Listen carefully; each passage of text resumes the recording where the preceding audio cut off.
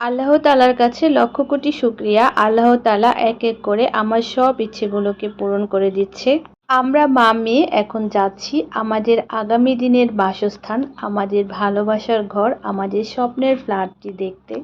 আমি ওইখানে যখনই কোনো প্রয়োজনে যাই কিংবা ফ্ল্যাট দেখতে যাই আমার মনটা একদম ভালো হয়ে যায়। কারণ হচ্ছে আমাদের ফ্ল্যাটটা যেখানে ওইখানকার আশেপাশের পরিবেশ দেখে খুবই ভালো লাগে। ওইখানকার পরিবেশটা দিনকে দিন এত বেশি ডেভেলপ হচ্ছে যে ওইখানে আশেপাশে তাকালে মনে হয় যে আমাদের প্রয়োজনীয় সমস্ত জিনিসই হচ্ছে ওইখানে রয়েছে। মানে কোনো কিছুর জন্য মনে হয় যে আমাদেরকে খুব বেশি দূরে যাইতে হবে না, একদম এরিয়ার মধ্যেই হচ্ছে সব কিছু রয়েছে। আমার সমস্ত হাসি আনন্দ আমি যেহেতু তোমাদের সাথে শেয়ার করি, তাই তোমাদের সাথে আমি আজকে আমার স্বপ্নের ঘরটাও শেয়ার করব। আমরা চলে এসেছি আমাদের সেই কাঙ্ক্ষিত স্থানে। তো দেখতে পাচ্ছ আমাদের নির্মাণাধীন ফ্ল্যাট, আর এই ফ্ল্যাটের খুব কাছেই রয়েছে ভালো মানের একটা স্কুল। এই যে স্কুল থেকে হচ্ছে আমাদের ফ্ল্যাটটা কিন্তু দেখা যাচ্ছে।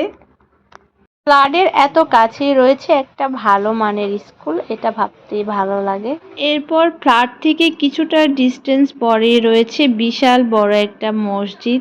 মসজিদের নিচে রয়েছে বড় সড়ো একটা বাজার, আর সেই বাজারে হচ্ছে মাছ, মাংস, ফল, সবজি সব কিছুই রয়েছে। আর বাজারের একদম কাছেই রয়েছে আমার আরেকটা পছন্দের স্থান। তোমরা ভালো করে জানো যে আমি কিন্তু স্বপ্ন সুপার শপ অনেক পছন্দ করি। আমি মাঝে মধ্যে কিন্তু স্বপ্নে বাজার করতে যাই, কারণ স্বপ্নে অনেক বিগ বিগ অফার থাকে যেগুলো আমার কাছে খুবই ভালো লাগে। তো আমি এখন যেখানে থাকি সেখান থেকে আমাকে 70 টাকা রিক্সা ভাড়া দিয়ে হচ্ছে স্বপ্নে যেতে হয়, অথচ আমার ফ্ল্যাটের খুবই কাছে স্বপ্ন বাজার রয়েছে। এবং এরপরে হচ্ছে এই যে দেখতে পাচ্ছ কুকারিসের দোকান। এখানে কিন্তু এমন কোনো জিনিস নাই যে কুকারিস আইটেমের নেই, তো অনেক কিছু আছে। আর এই টাইপের হচ্ছে এই এরিয়াতে আরও 5-6টা দোকান রয়েছে, যে দোকানে হচ্ছে সব কিছু রয়েছে কুকারিস আইটেমের। আর এই যে দেখতে পাচ্ছ হচ্ছে এই যে বিভিন্ন টাইপের বাদাম খেজুরের দোকান। এই বাদাম খেজুর আনার জন্য কিন্তু আমি এখন যেখানে থাকি সেখান থেকে আমাকে 60 টাকা রিক্সা ভাড়া দিয়ে তারপরে যাইতে হয়। তো যে জিনিসগুলো আমাকে বিভিন্ন জায়গা থেকে গিয়ে সংগ্রহ করতে হয়, অথচ সেই সব কিছু কিন্তু আমাদের ফ্ল্যাটের আশপাশ দিয়েই রয়েছে। সত্যি আল্লাহ তাআলার কাছে আমি শুকরিয়া আদায় করে শেষ করতে পারবো না। আল্লাহ তাআলা অনেক মহান।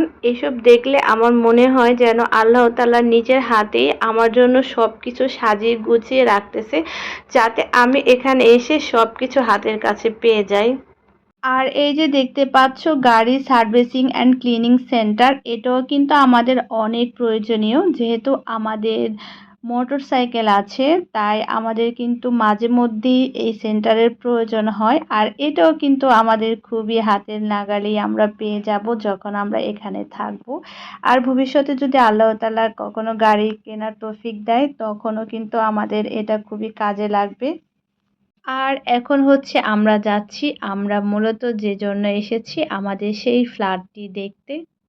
আর যেতে যেতে হচ্ছে তোমাদের কাছে একটা অনুরোধ জানাচ্ছি, সেটা হচ্ছে ভবিষ্যতে যদি আমাদের সমস্ত হাসি কান্না আনন্দের পাশে তোমরা থাকতে চাও, আমাদের সুখগুলোকে ভাগাভাগি করে নিতে চাও, তাহলে হচ্ছে আজকে যারা তোমরা নতুন আছো আমার ফেসবুক পেজটা এখনো ফলো করনি, তোমরা হচ্ছে আমার ফেসবুক পেজটা হচ্ছে ফলো করে দাও। আর যারা হচ্ছে আমার ইউটিউব চ্যানেল থেকে আজকের ব্লগটা দেখতেছো তারা হচ্ছে চ্যানেলটা সাবস্ক্রাইব করে দিয়ে পাশে থাকা বেল বাটনটা ক্লিক করে দাও।